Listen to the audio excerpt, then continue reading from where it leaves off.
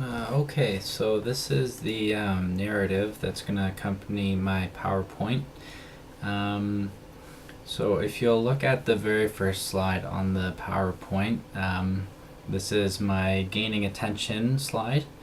Um, as you can see, there's a nice graphic of a rabbit rowing down a stream.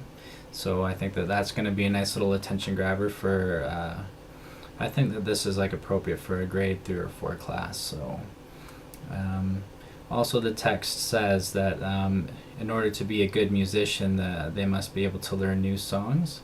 So I feel that this will motivate them and get them so that they want to learn this song in order to keep them engaged.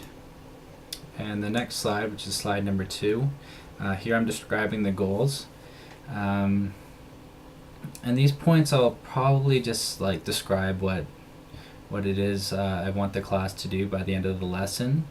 More or less, I would just read through these bullets and then ask the class if there were any questions for clarification. And then after that, I would continue to the next slide, which is slide number 3. Here, this is my recall of prior knowledge. So I'm kind of assuming several things about my imaginary class. One, I'm assuming that they can already read music. Two, in this scenario, we have already listened to this song on a CD. And the slide says that it was last week's listening, so it's still pretty fresh in their mind. And also, number 3, they are able to make logical guesses at how long the piece of music is. So they have enough experience with music and musical structure to formulate a good guess on how long the piece of music is. And then next I will go through the song. We'll sing it as a class. Then I'll ask them if they think that would help them when they were playing the recorder.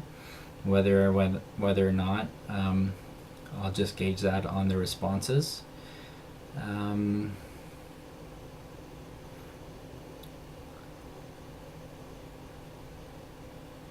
So yeah, I'll ask the class if they do remember the song from last week. After we go through this song, we can go through the questions again and hopefully be able to get more accurate answers.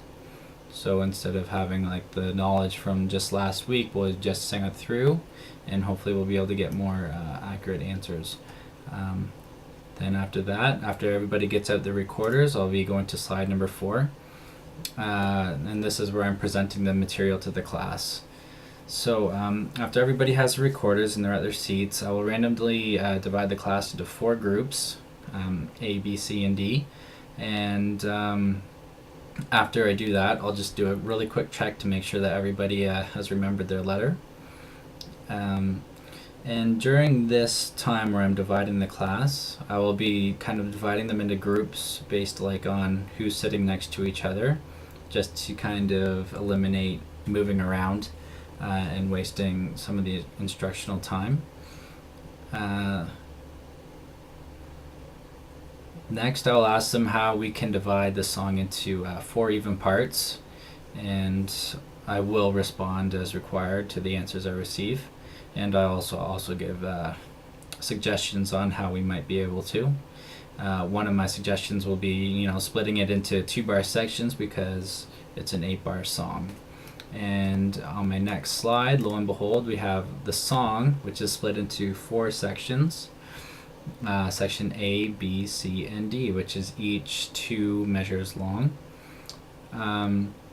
At this point in time, I will begin this slide by asking the A's to play their part, and after they do so, I'll ask the B's to play their part, and I'll continue with the C and D.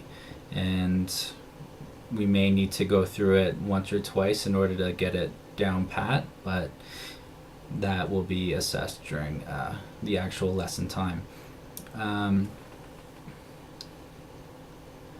I will then facilitate the entire class playing the respective parts without stopping in between the sections. So this is very important for me in this lesson, that I get the entire class playing section A, B, C, and D, without me facilitating this.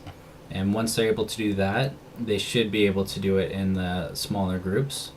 So on this slide, on the next slide, which is slide 6, it just goes through the first step there, playing through each part, which I already went over. And then I'm going to allow the groups time to practice with each other. And then finally, once they're all practiced up and they have everything ready, I'm going to ask them to play in their groups for the class. And then each group member will play only their assigned section. So an A will only play the A, B will only play the B, etc., etc. And that will be the end of this lesson, at least the end of this narrative, and I'll continue on in the blog. So thanks for listening.